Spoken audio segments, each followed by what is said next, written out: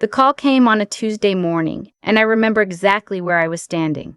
At the kitchen counter, still in my bathrobe, waiting for my coffee to finish brewing. My son's name lit up on my phone screen, and I felt that small warmth I always feel when I see it. Even now, even after everything. "Mom," he said, before I could even say hello, "I need to ask you something."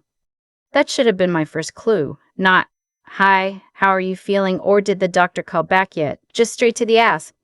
I had told him 2 weeks earlier about the diagnosis. Not cancer, I want to be clear about that because I know how that word lands. But a tumor on my kidney, small but there, and the urologist wanted it out before it had any ideas about growing. The surgery was scheduled for March 14th. I would be under general anesthesia for 3 to 4 hours. I would need someone to drive me home afterward. I would need a week, maybe 10 days of rest and limited movement. My son had said when I told him, "Oh, Mom, okay, we'll figure it out." I had held onto those words, "We'll figure it out." I had replayed them late at night when the worry crept in. So when he called that Tuesday and said, "I need to ask you something," I assumed that's what he was calling about. That he talked to his wife, that they looked at their calendars, that they were calling to tell me one of them would drive me, would stay, would figure it out. "What is it, honey?" I said. There was a small pause. The kind that, when you're a mother, you learn to read like weather. "So Gail's sister is getting married," he said, "down in Savannah, March 12th. And we were thinking, since we already have to take time off work anyway, we'd extend it a little, make a long weekend out of it, come back the 17th. I stood very still. My coffee was still dripping. "That's the week of my surgery," I said. I know, he said quickly. "And obviously we feel terrible about the timing, but the wedding's been planned for a year, Mom. We can't exactly." "I understand that," I said. "I'm not asking you to miss the wedding." "Right," he said. "Right, so here's what we were thinking." And that's when he asked me if I could watch their daughter while they were gone.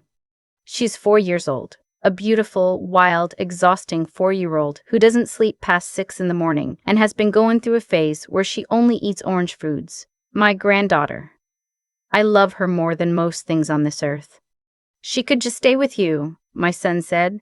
"You'd have her from the 12th to the 17th, that's only 5 days, and your surgery's the 14th, so that's really just 2 days before, and then—" "I will be recovering from surgery," I said, very slowly, very clearly. "I know, but Gil's mom looked it up and she said laparoscopic recovery is usually pretty mild." Your wife's mother looked up my surgery. A beat of silence. She was just trying to help. I didn't say anything. I looked out my kitchen window at the bird feeder I'd put up last fall, the one my son had helped me hang on the shepherd's hook. A cardinal was sitting on it, bright red against the gray March sky. I watched it for a moment. "I'm 67 years old," I said finally, "and I'm having surgery to remove a tumor from my kidney, and you're asking me to watch a 4-year-old while I recover. Mom, I need you to really hear what you just asked me." He got quiet. Then, "What if we got you some help? Like a babysitter who comes during the day?" "After you leave for Savannah," I said. "Well, yes." So I would be alone, with a preschooler, 2 days before surgery, and then recovering from surgery and managing whatever help you arrange from a distance. We could call and check in. "I'm going to say no," I said. "I need you to understand that this is not me being difficult. I am saying no because I cannot physically do this, and it would not be safe." He didn't yell. I want to give him that. He didn't yell, but his voice changed into something cool and careful that, in some ways, hurt more than yelling would have. "Okay," he said, "we'll figure something else out." And that was the end of the call. Let me tell you a little about my son, because I don't want you to think he was always like this. He wasn't. He was a kind boy, a thoughtful boy. He used to bring me dandelions from the backyard when he was small, whole fistfuls of them, so proud of himself. He called me every Sunday through college. When his father got sick, he drove 4 hours every other weekend without being asked. I don't know exactly when things shifted. I suspect it was gradual, the way most erosions are, a little at a time. So slowly you don't notice the ground has changed until one day you're standing somewhere unrecognizable. His wife, Gail. And I want to be careful here, because this isn't a story about hating my daughter-in-law. Gail is not a bad person. She is a person who has strong opinions about how things should be done, and somewhere along the way, my son started adopting those opinions as his own. When they had their daughter, I drove up the day after she was born. I stayed for 2 weeks, sleeping on their pull-out couch, doing laundry, cooking dinners, holding the baby at 3 in the morning so Gail could sleep. I did it gladly. I would do it again tomorrow. Over the next 4 years, I watched their daughter 47 weekends. I counted once when I couldn't sleep, lying in the dark with a calculator on my phone. 47 weekends. Friday pickup to Sunday evening. That's not including the school holiday weeks when I'd drive up and stay with her at their house so she didn't have to travel. That's not including the Tuesday and Thursday afternoons when they were short on childcare and I drove the 40 minutes each way to help. I paid for her preschool one year, $11,000, because they had a gap between jobs and daycare wasn't covered, and I had the money sitting in savings, and she's my granddaughter. I didn't ask to be paid back. When they bought their house, I co-signed the loan because their credit wasn't strong enough yet. It took me 3 years to come off that mortgage. 3 years of my credit being tied to a house I didn't live in. I tell you all of this not to keep score. I never kept score while it was happening. I did these things because they needed them and I could, and that's what family does. But somewhere after that Tuesday phone call, alone in my kitchen with my coffee going cold, I found myself sitting down at the table and thinking, adding it all up, and realizing that the number was very large. And not once, in any of those 47 weekends, had anyone asked me what I needed.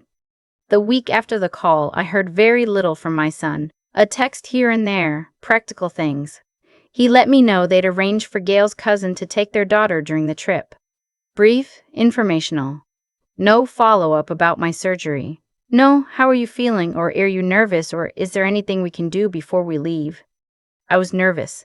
I don't think people understand how nerve-wracking it is, even a routine surgery, when you're 67 and living alone and the anesthesia has risks, and you lie awake at 2 in the morning wondering who's going to be there if something goes wrong.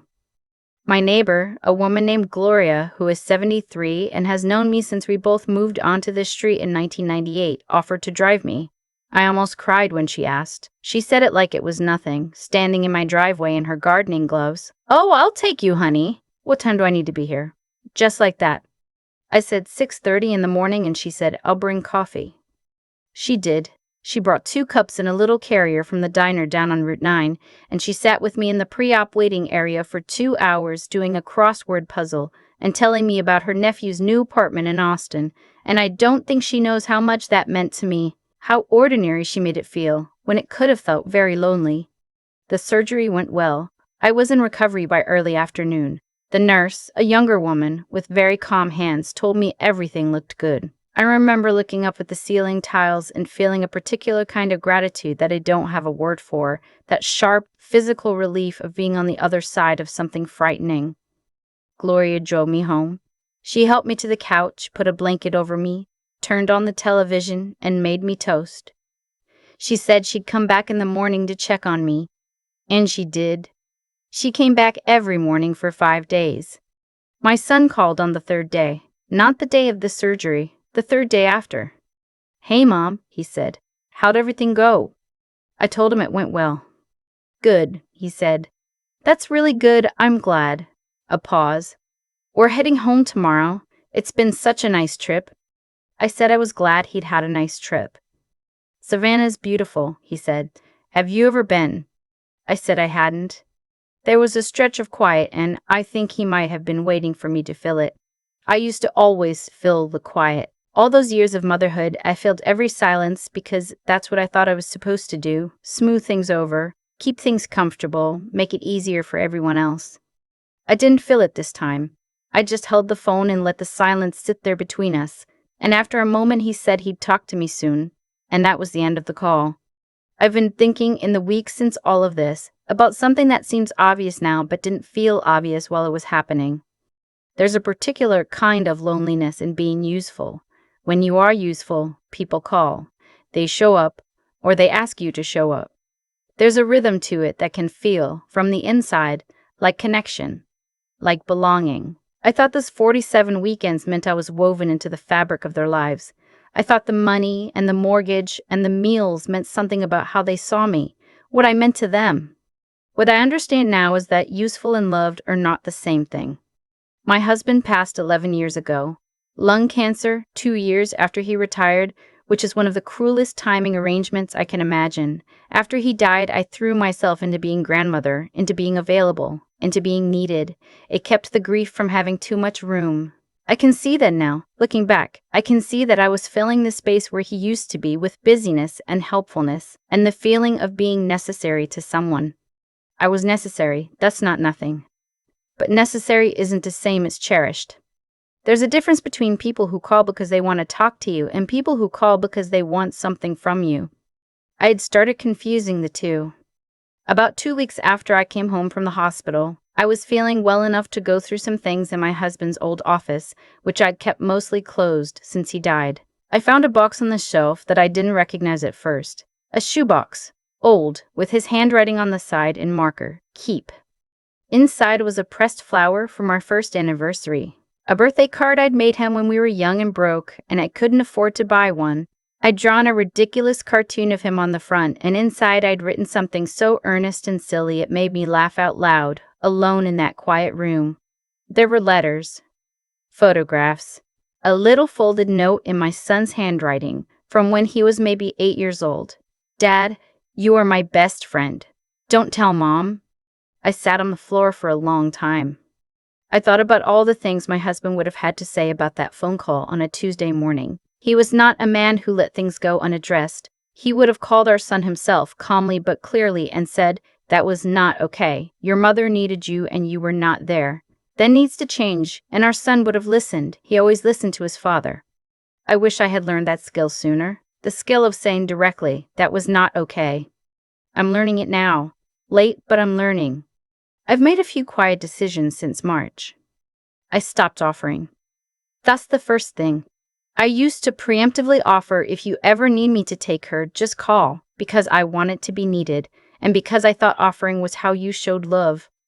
I don't offer anymore. If they need something, they can ask. And if they ask, I'll consider whether I'm able to give it. That might sound cold. I don't mean it coldly. I mean it practically. I mean it the way you triage your own energy when you understand finally that it is not infinite. I've also started spending that energy differently. There's a woman from my church who lost her husband in January and has been having a very hard time. I've been bringing her meals on Wednesdays. There's a program at the library where they need volunteers to read to children. I signed up for Tuesday afternoons. Small things. Things that fill the same space that all those weekends used to fill. But where the giving feels mutual, where the appreciation is real and immediate. I called my son last week. Not about anything, just a call. He sounded surprised to hear from me at a random Thursday evening.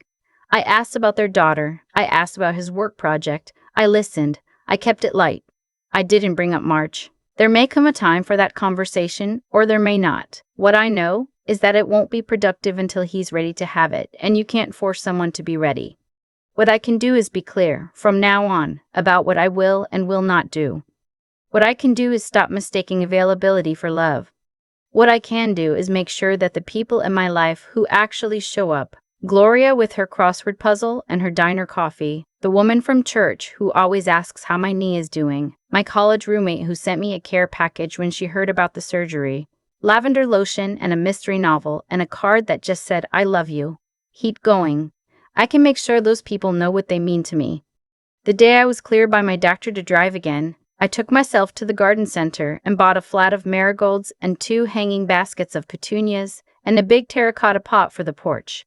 I spent the afternoon in the dirt, planting things, my hands in soil, the sun warm on my back. It was a very ordinary afternoon. I thought about my husband, who used to tease me every spring about going overboard with the flowers. "Where's the porch furniture going to go?" he'd say, laughing. "You've planted a whole greenhouse out here." And I'd say, "Then we'll sit in the garden like civilized people." And he'd shake his head and hand me the trowel. I planted enough flowers for 2 people, even though it's just me. There was something in that I couldn't quite name then, but I think I understand it now. I was planting them for the life I still have, for the version of me that made it through the surgery fine, that has good neighbors and old friends, and Wednesday meals and Tuesday mornings at the library. For the version of me that is still here, still adding to things, still filling a little corner of the world with color. You spend so many years pouring yourself into other people that you can forget you are also a garden. You need tending too. You need someone to notice when you're dry, to clear out what's crowding you, to give you room to grow.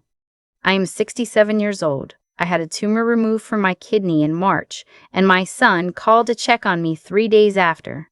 My neighbor brought me coffee at 6:30 in the morning without being asked. I know which one I want more of in my life. I know which one I'm going to water. I keep coming back to that cardinal on the bird feeder.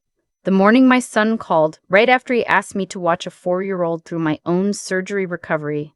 I stood at that kitchen window and watched a little red bird sit perfectly still, and I didn't say anything for a long moment. I think about why I remember that detail so clearly. It's because stillness in that moment was the only honest response I had. What I've come to understand is that the way things unfold in our lives is rarely random. My son didn't become someone who calls 3 days after his mother's surgery because he was born that way. He became that person gradually, through 1,000 small moments where I made it too easy, where I filled the silence, where I offered before being asked, where I co-signed and paid and drove the 40 minutes each way without once saying, "This is costing me something."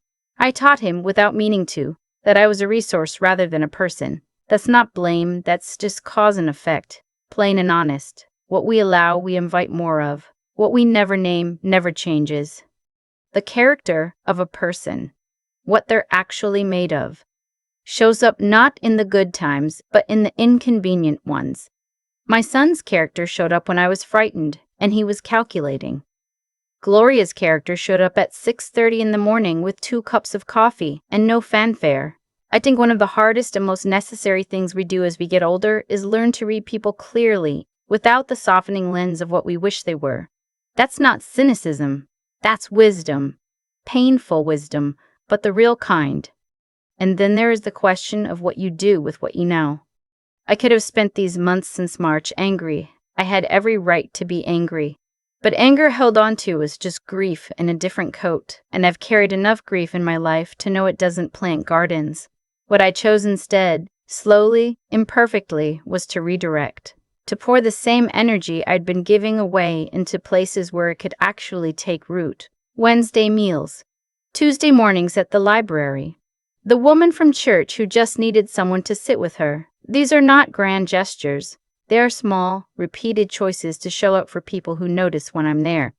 That is the work, I think, not the dramatic confrontation, not the rewritten will, though those things have their place, but the daily, undramatic act of deciding what your life is actually for, deciding whose voice you want to hear on the other end of the phone, deciding which relationships you will tend and which ones you will stop watering and simply let find their own way. I planted enough flowers for 2 people this spring, even though it's just me on that porch. I'm not waiting anymore to be seen as worth showing up for.